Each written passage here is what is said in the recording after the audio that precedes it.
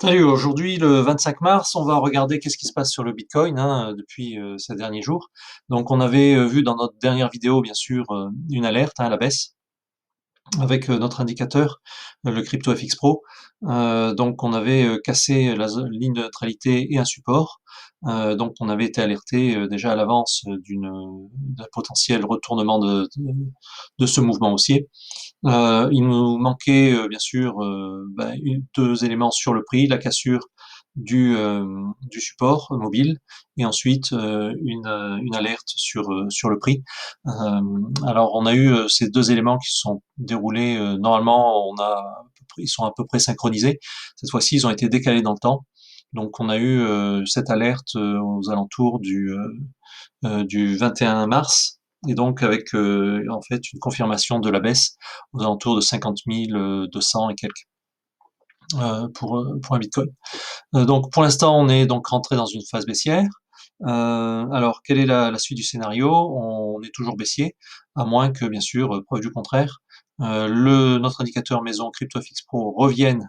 Là, pour l'instant, il est dans une zone de survente, qui revienne couper sa ligne de neutralité, et ensuite une résistance, la première résistance qui est aux alentours de 6, la ligne de neutralité étant aux alentours de 5, à 5 exactement.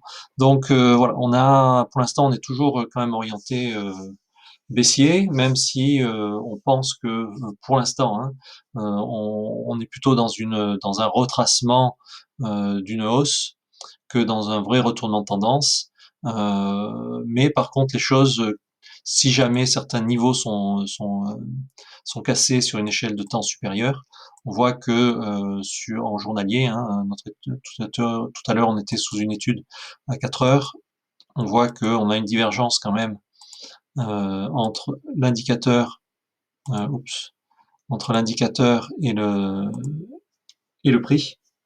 Donc le prix lui crée des plus hauts de plus en plus haut, alors que l'indicateur lui crée des plus hauts de plus en plus bas.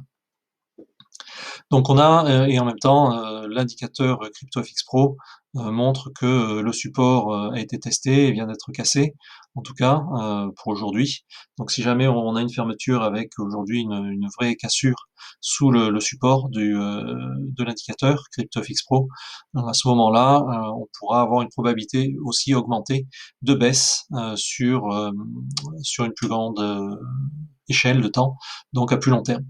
Donc le risque est qu'on ait ensuite le support mobile qui soit cassé, qui là entraînerait éventuellement un vrai retournement de tendance, et on pourrait bien sûr avoir un fort retracement par rapport à toute cette hausse qu'on a eue depuis la fin de l'année dernière et le début de cette année. Voilà, donc attention, des choses sont en train de se mettre en place. Pour l'instant, on est plus dans un retracement à court terme, mais des choses à plus long terme sont en train de se mettre en place éventuellement pour un ralentissement.